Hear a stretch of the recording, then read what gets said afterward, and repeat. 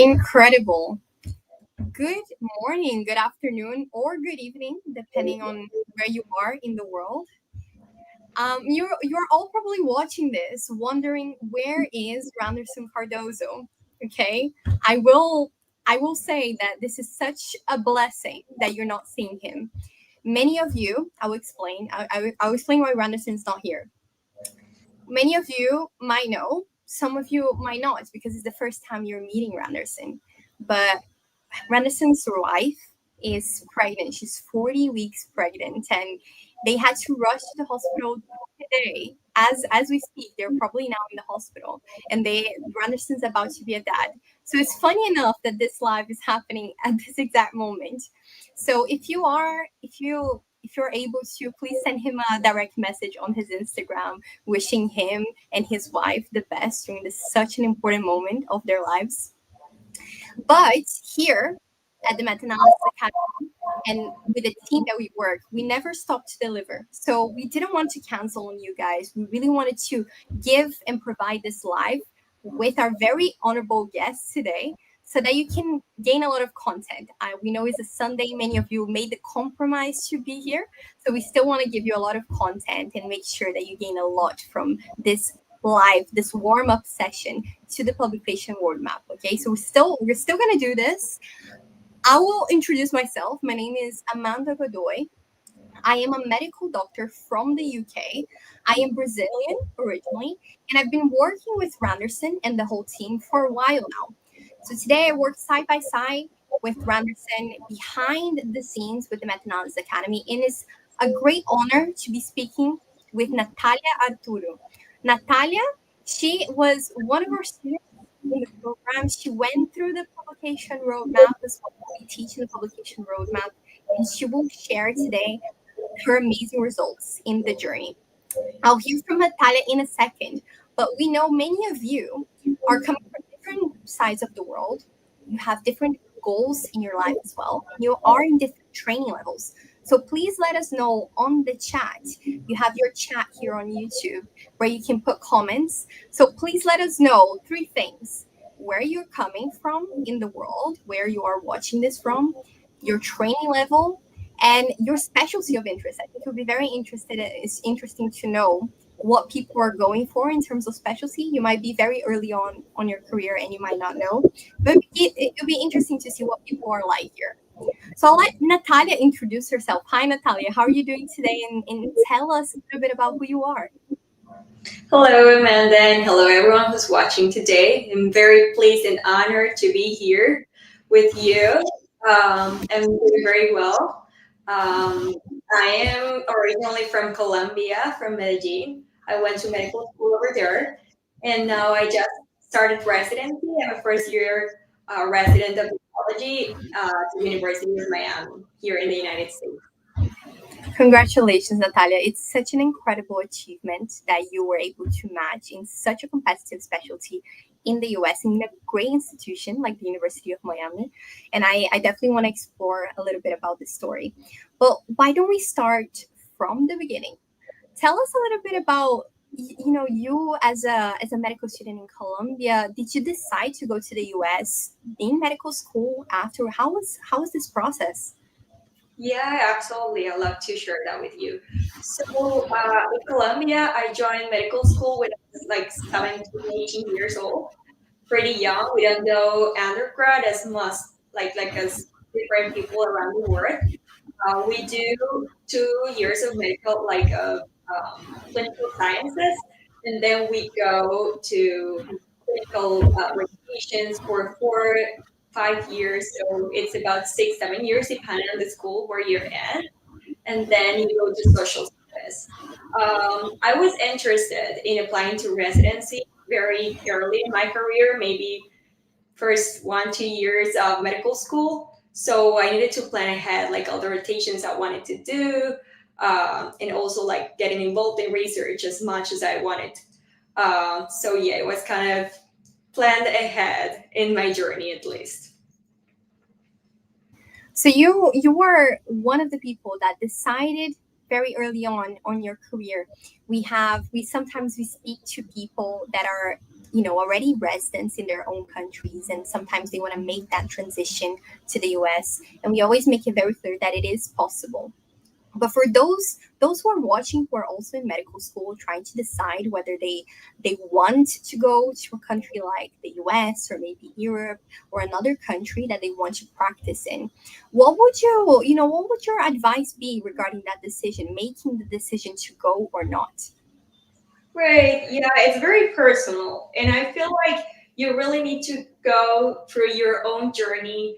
I think that it's medical school, it's very fun time of your life. You're gonna learn a lot. You're gonna learn a lot about your patients. You're gonna make friends. And I think it's very important to try to enjoy that process. So at least for my personal experience, there might be some people which actually like may stop medical school for 1 or 2 semesters to take steps.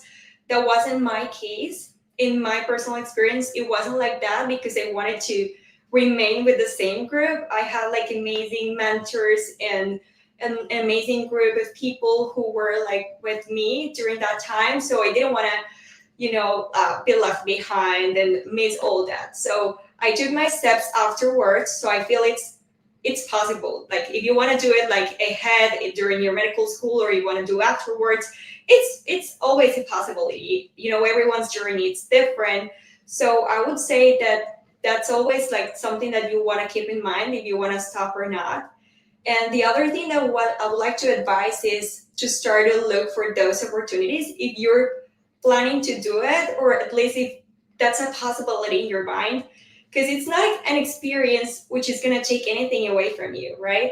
So if you decide to come to the US or to a different country to do a rotation, to do a clerkship, internship, whatever, um, it's a very it's a very grateful experience. You're gonna learn a lot. Different health system, different mentors, different language. So maybe you can decide while you're in here, either you want to go into residency here or not. But maybe start to plan that ahead. It's a good idea because it's experience that's gonna be very valuable in your time and might not take anything away from you. So that would be my two advices for you. That's great advice to hear, Natalia. I agree completely. I think everyone's journey is very personal. People have different goals in life and they have a different idea of what success may be like. I would say that when you make a decision, you have to go plan A always. If you want a competitive residency in the US, you need to put as plan A, don't look back and completely go for it. But you definitely need to align and see the benefits and the downsides to it, because every decision has both of those sides. I think a lot of people give up because of the competitive aspect.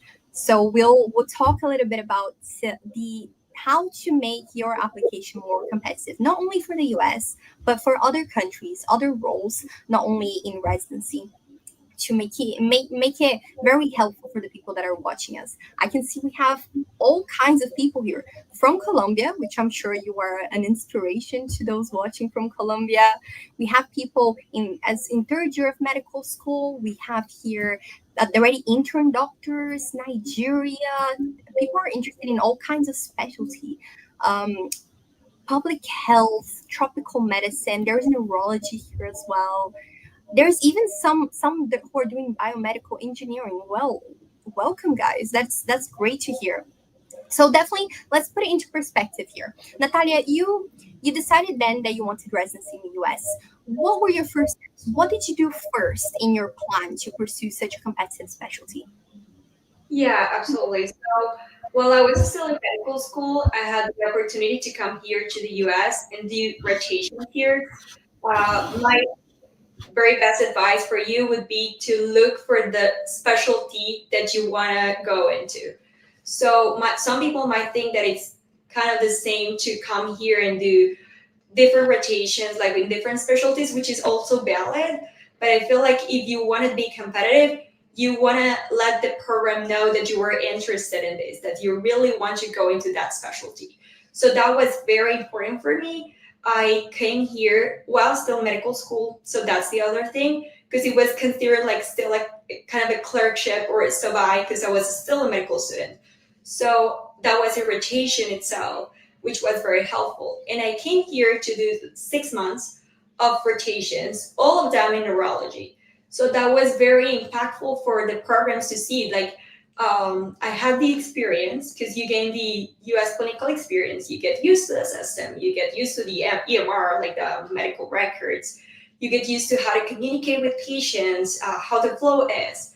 And you're also interested in that certain specialty.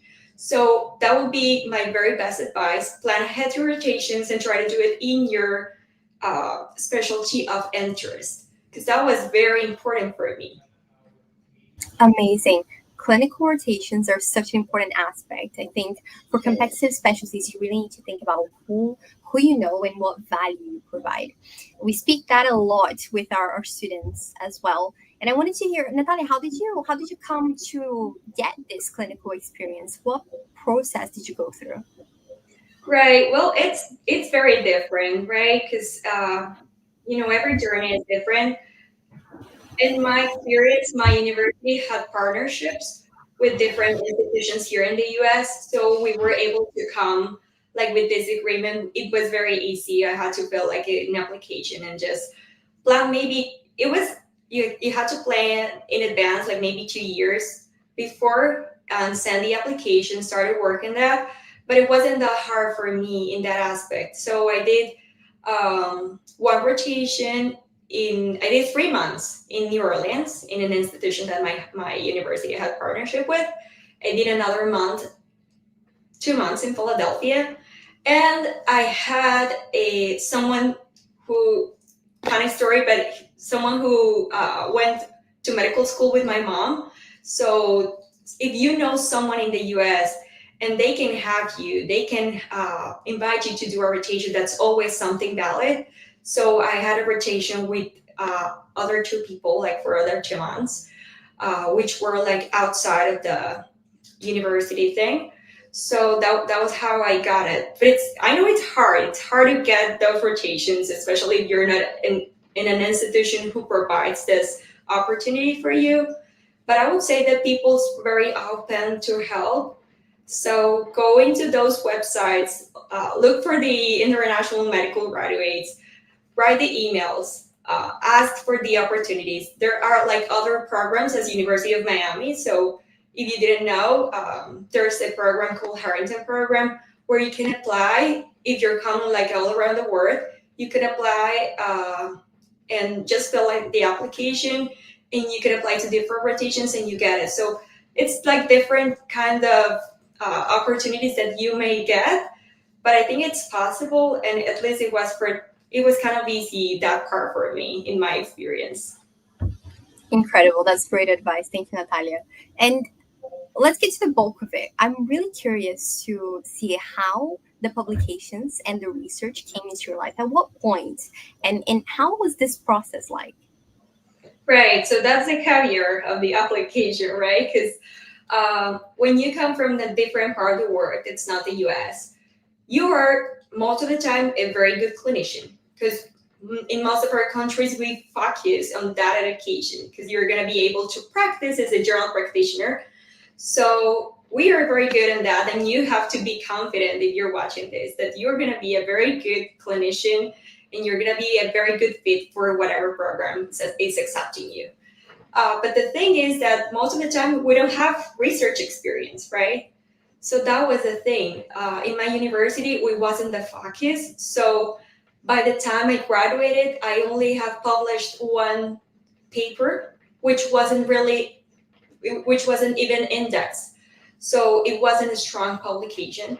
I had the skills, but I didn't know how to code, or I've never worked on a paper which had like an impactful,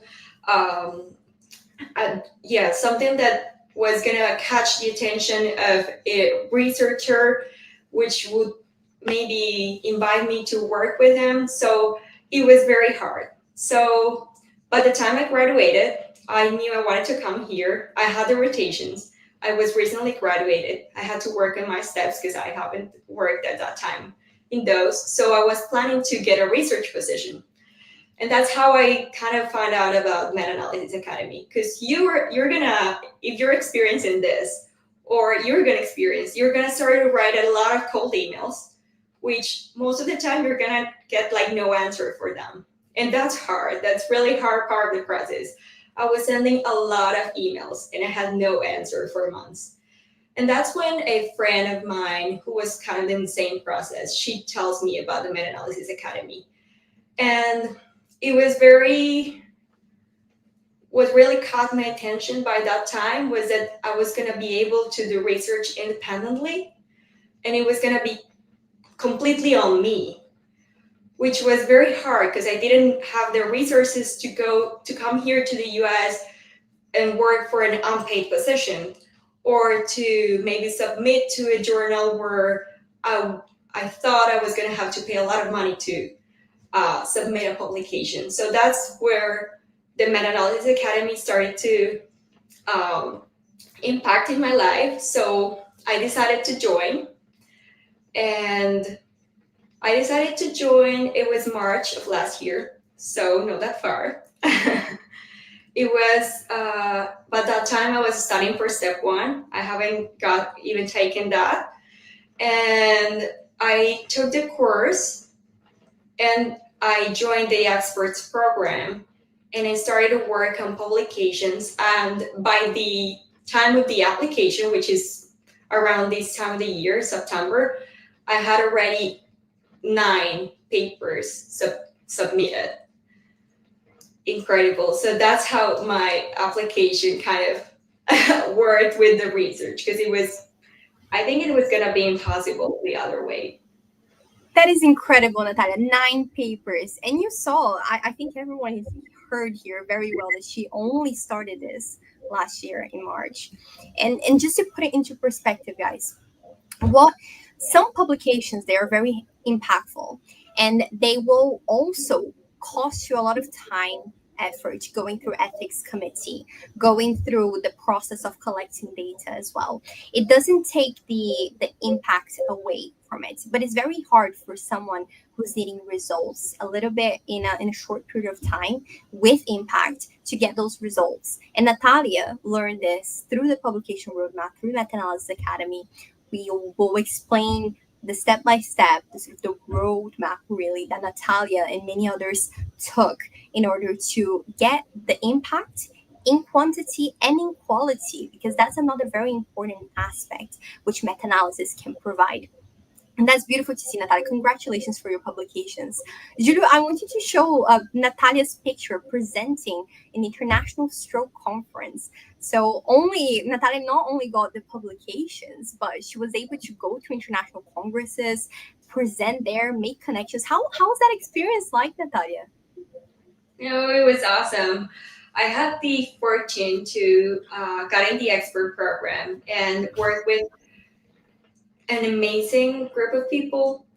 I think what's very valuable about Meta-Analysis Academy is that you're gonna join a group of people who has kind of the mindset as that's the same mindset as you. People who is equally committed, disciplined.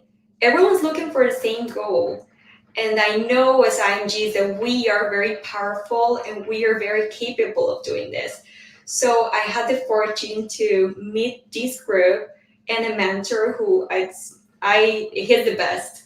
My mentor, he is actually a resident here in the US as well. He's for here now. He was completely available for me, like all the time, whatever questions I asked. And he's now my friend as well. So I was able to go to these conferences with one of the papers. Actually, we presented 3 papers there of my group and the International Stroke Conference. It was very, very exciting opportunity. I've never joined one of these conferences in the past. I'm interested in going into stroke fellowship, so it was awesome. It was incredible. You're able to meet a lot of people. It's very fun. You get to go to the conferences. I was there with my mentor, and he introduced me to a lot of people. So it's also a great opportunity to do networking to let the people know you. So it was great. I'm very, very glad that I had the opportunity and looking forward to go to the next conferences. And you surely will. You surely will. I'm sure that it was a very fulfilling experience. I think this opportunity to go to international congresses and be among those very experts in your specialty of interest, make those connections, is very interesting and very important to make that leap to not having anything to add to the table to finally having some value. And just to remind everyone here, Natalia said at the start, for those of you who are joining now, Natalia, she is a graduate medical doctor now from Colombia, and she just matched earlier this year, in neurology in the University of Miami, which is a great institution, one of the top in the U.S. and in a very competitive specialty like neurology. She's telling us about her progress throughout the past 1 or 2 years to get to where she is now. She was just speaking about the publications and the congresses she was participating on through her journey in research and through the publication roadmap. So, Natalia, you said at the start that you were trying so hard to send many emails, those what we call cold emails to mentors, trying to get opportunities. And you said that you didn't know how to code, you didn't know how to do some research. You had one paper published in a non-indexed journal. Many people here don't know what PubMed-index is, but it's a very some papers are published all over the world.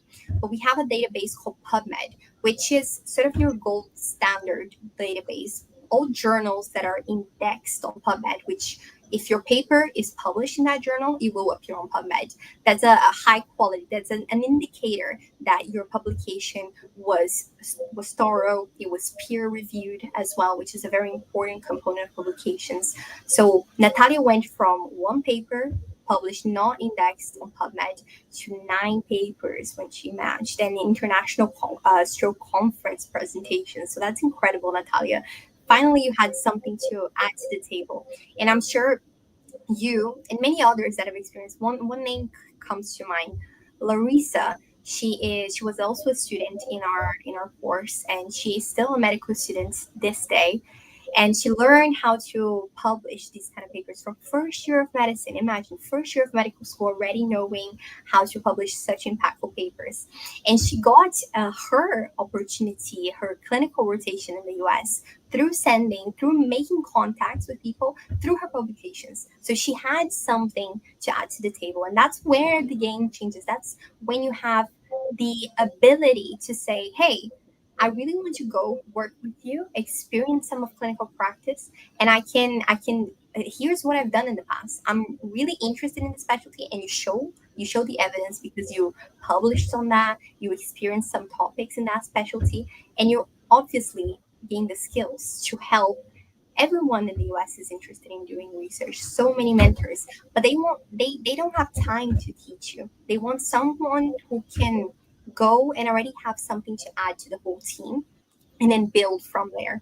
So that's a great tool as well. Publications are not only a tool for your match, but to get you through the little steps, the doors that need to be opened to get there. So just a heads up for all of those medical students who are wondering, oh, do I only need it for the match? Do I only need it for my application? But publications really open doors throughout your medical school.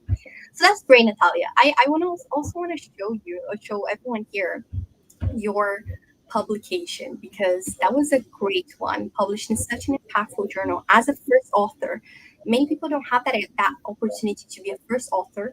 Journal of Stroke and Cerebrovascular Diseases. That's such an impactful publication. I just wanted to share a little bit about how was to lead this research. How did you go from not having any skills and not being able to code, not being able to lead a project, to having this such impactful paper in a strong journal and you leading the whole team? Well, yeah, it was a great experience. I feel like I think that the Meta Analysis Academy really worked for me. It has worked for a lot of people, and I feel like if you're disciplined, you're determined, you're gonna get there because it gives you everything. It gives you everything that you need. It's gonna give you all the tools, and you're gonna you're gonna acquire the skills. So it was, for my experience, when I did the course, I was studying for step two. So I didn't have a lot of time, but still, I kind of split the time to do like step two and also working on the applications. And it's not hard. Like you can totally do this. It doesn't take a lot of time for you. And I feel like at the end, you know how to do your statistics, you know how to publish, you know where to get the ideas from. So it's something that really sticks to you. And I think it's a very powerful method. And I'm still using it by now, right? And I feel like I'm gonna still work in it and still using it because you know you want to apply to fellowships and your career goes on and you're gonna make your CV impactful by research most of the time, like showing people what you're interested in. So I acquired the skills. Back to your question, sorry. So I acquired the skills at the Meta-Analysis Academy. I started work on this idea, which you know you can get ideas from different different things. But in my experience, it was because you know during clinical practice we had always like this idea.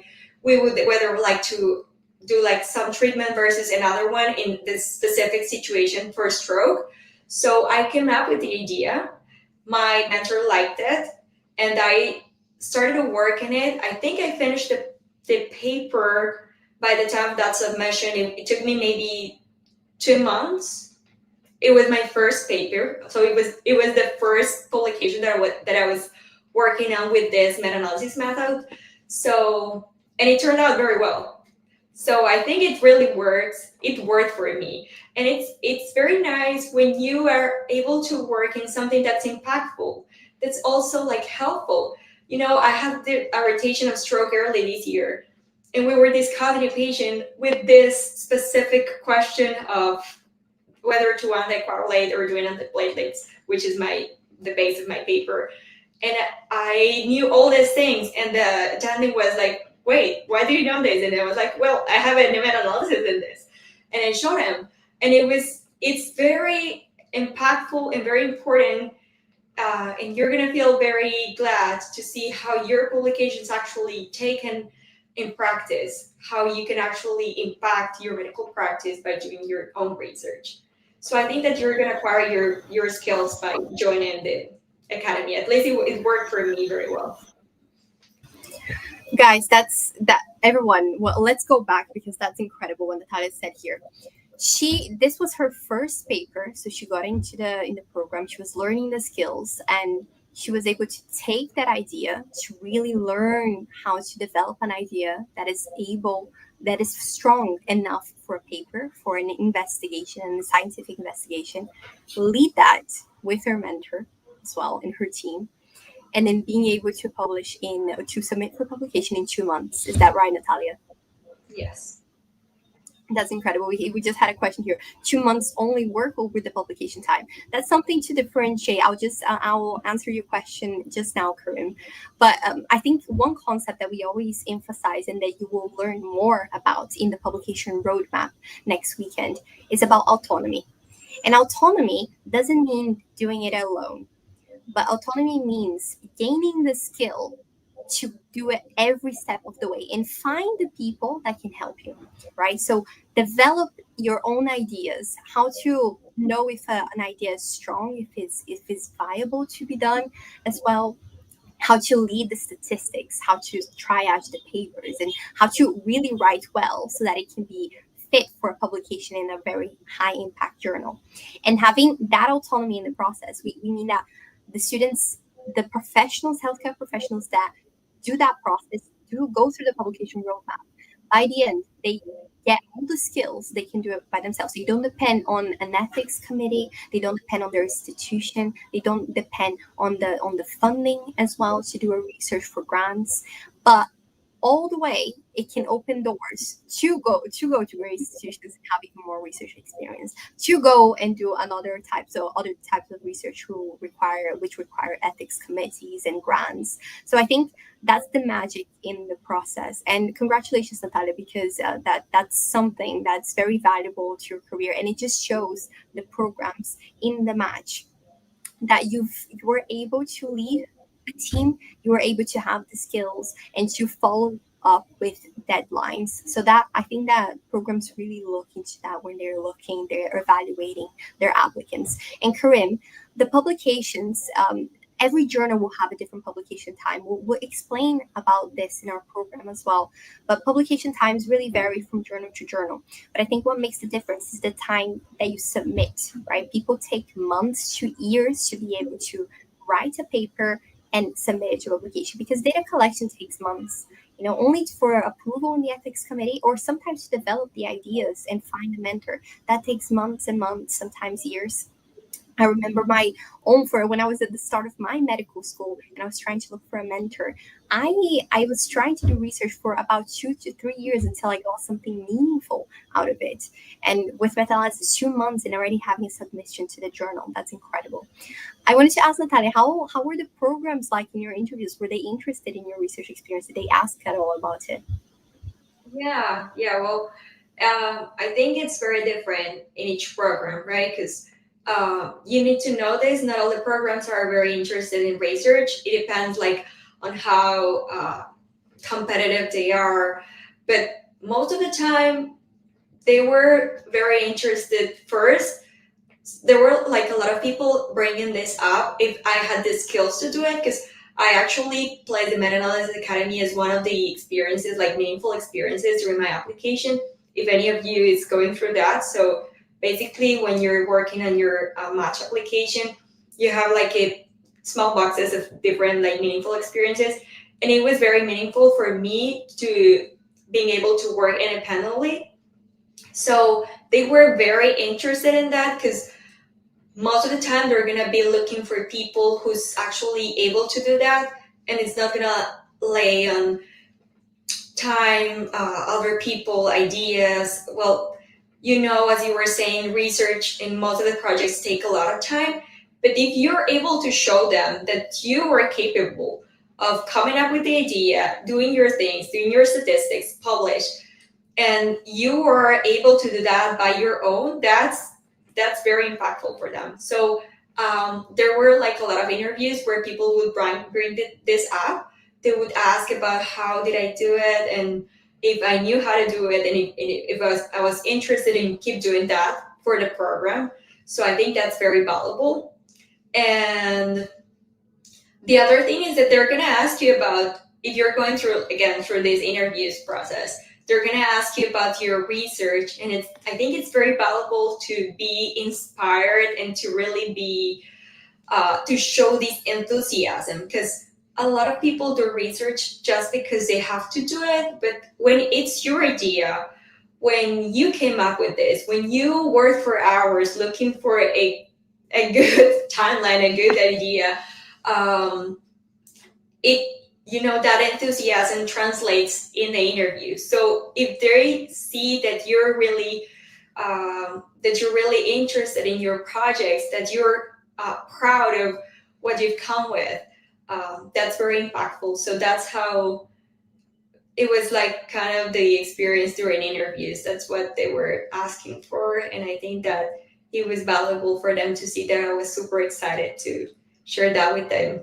And at the end, because as you were saying, submitting, it's part of the process, but sometimes to publish, it takes a long time, because you're going to have to do the addendums and do the modifications of the publication. So actually, before I match, I only had the submissions. I didn't have like the publications itself in the journal. But before going into the ranking and before going into match, this publication came. So I sent this publication to my top 3 programs, and I let them know, and they were very interested. So I think that was also helpful, and it also like helped me matching here. I believe so.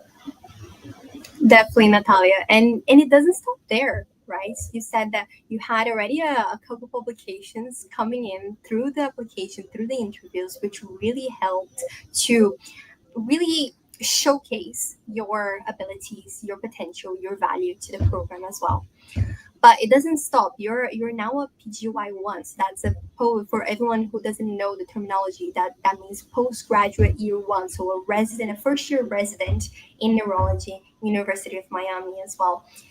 Publications not only help you to match, but Natalia, I'm sure Natalia now is seen as someone of influence. And it's not many residents who have the ability to lead projects, such high impact projects, such as meta-analysis. And she's definitely, she doesn't stop there, right, Natalia? What are the plans now regarding research experience and the rest of your program? I really want to hear how you're finding it, because you started residency in July. Is that correct?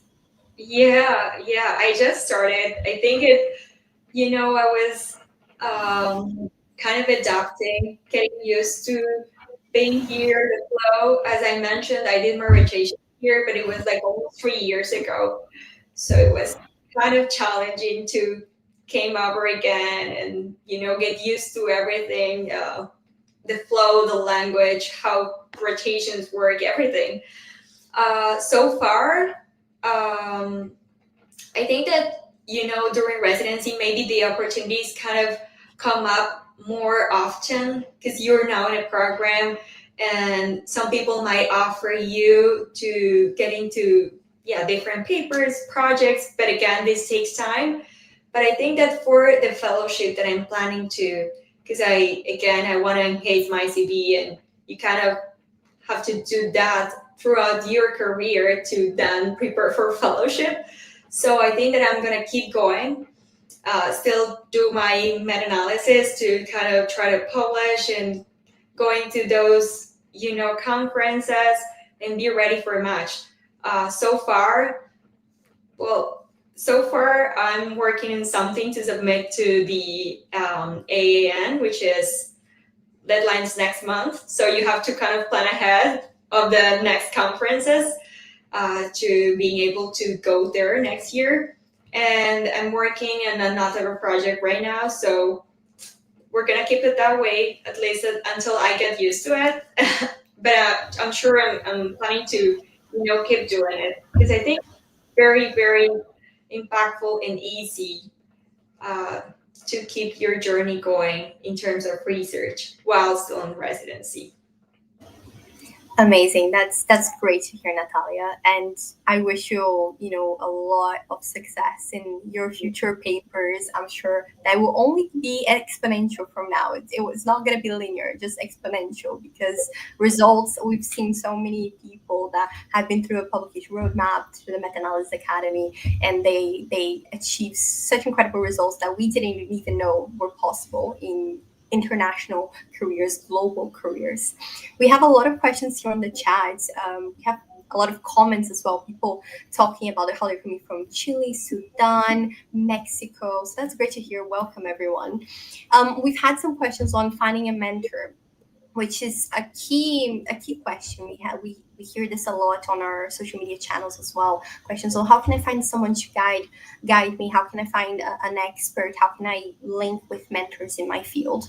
And that's a full pack question. We'll unpack this a lot more in the publication roadmap. So just reminding everyone, the publication roadmap on the 13th and 14th of September. It's going to be 2 full days of a lot of content. We'll talk about the mentor aspect. We'll talk about the barriers with institution. We'll talk about the barriers, the financial barriers. We'll talk about all of those things. But with mentors, one of the key things that Natalia brought here was adding value to the table. She wasn't able to have any of the skills in research beforehand, and she was sending emails trying to reach many people for opportunities. And that changed when she started publishing, when she started having those results, having something to showcase. Because then you not only getting in touch to ask for an opportunity, but you offer value instead, offer to for them to be in your own research. And we've had so many people having amazing results from it, from people that they've always admired. And through getting publications, through knowing how to do publications from zero, they go write, sometimes write the whole manuscript until they get in touch and say, hey, do you want to be a senior author for my paper? We'll explore a lot more of how this happens in the publication roadmap.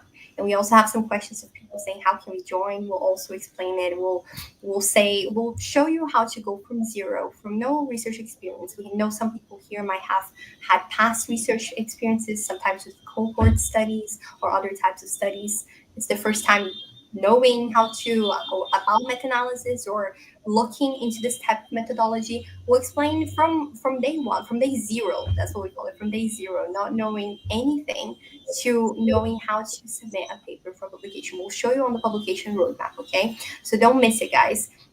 Natalia, I want to ask you a final question before we head off and we get excited for our next warm-up session. But I want to say, I want to ask you, what was the most difficult part of the process as well? What was the most difficult and what was the most rewarding, so that we can have both aspects?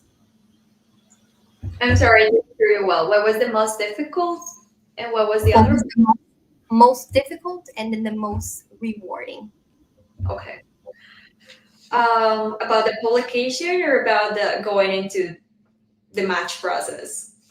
I mean, whatever you feel like in this journey, trying to accomplish your goal, whether it be through research, whether it be through your clinical experiences, how were your experiences on the challenge, the most challenging aspect and the most rewarding one? Yeah, I think that the maybe the most challenging aspect in my experience was knowing that you have the skills and you have uh, what you believe it takes, and you have all this knowledge and you have all the determination and your discipline, but you're not able to find opportunities. So I think that's kind of the hardest part, and hopefully, like, well, with these opportunities and with the meta-analysis, it all turned well for me. But it was kind of the hardest part to being out there looking for opportunities and not knowing when they were gonna come. So that was hard. But I feel like the most rewarding part is knowing that everything in your journey makes sense, and you all go through different experiences. I think that my journey is very different from other people, and I think that's very valuable, uh, and it's very rewarding to know that you know opportunities are going to show up in your life in different scenarios. You may not know if that's the right one or not, but you have to be ready for taking them, right? Because you never know which one's going to take you to the next level. So I think that the most rewarding thing is looking back and seeing how I took those steps, I took those opportunities, and it turned out very well for me. So it's very nice to see that you can actually achieve your goal if you're ready to commit and, yeah, join the opportunities that life is gonna give you. That's incredible. Thank you so much, Natalia, once again. Congratulations for such an incredible match. And it's always very inspiring to hear stories like yours. I love the warm-up sessions. Look at that, guys. Look, imagine you, all of you in that holding that card of the match. Many of you have that dream. And Natalia is here to show you that we use this hook, wasn't it, when we were disseminating the life. The career of your dreams might be closer than you think, okay? Because you are able to, if you really absorb the opportunities, as Natalia said, if you commit. The process is never easy, but everything that is of much value will also cost you a lot. But we want to open the doors, we want to make those kind of tools more available to everyone. So, Natalia, thank you once again. I find it very, very inspiring stories like yours. We here, guys, in this warm up sessions, we bring selected examples from people who have followed that roadmap to impactful publications, and we're speaking to Fatima this Thursday at 7 a.m. New York time. We're gonna have another warm up session with Fatima. Fatima is a is a medical student from the UAE who had incredible publications, including publishing the highest journal of pediatrics in her specialty, so pediatric surgery. So we'll speak to Fatime on Thursday. Make sure you don't miss that. In the warm up for the publication roadmap, where we'll uncover all of those different aspects. Will teach you a lot in the publication roadmap about ideas, independent, strong, how to have strong ideas for research. Explain about the barriers as well. We had comments on the mentors. We had comments on the financial barriers as well, and the institutional aspects. We'll talk a lot about it in the publication roadmap, and we'll show you the steps from zero to really impactful publications. Thank you, Natalia, once again. And to remind everyone, those of you who got here in the middle were not understanding where is Rhanderson Cardoso in this live. He's not here because him and his wife were just called to the hospital to have their first baby this morning. All right, so they're now in the hospital having their first baby. So make sure that you drop him a message. You say congratulations. It's such a blessing. All of us from the team are very happy, and we still wanted to do this live because we definitely wanted to hear from Natalia, who has a lot to offer to the table, and we wanted to provide a lot of value for you as well. Let us know if you have any questions on our social media, and we'll see you next Thursday with Fatime for the next warm-up session for the publication roadmap. All right. Thank you, Natalia. Thank you so much. It was a pleasure to be here with you. Take care. Bye, everyone.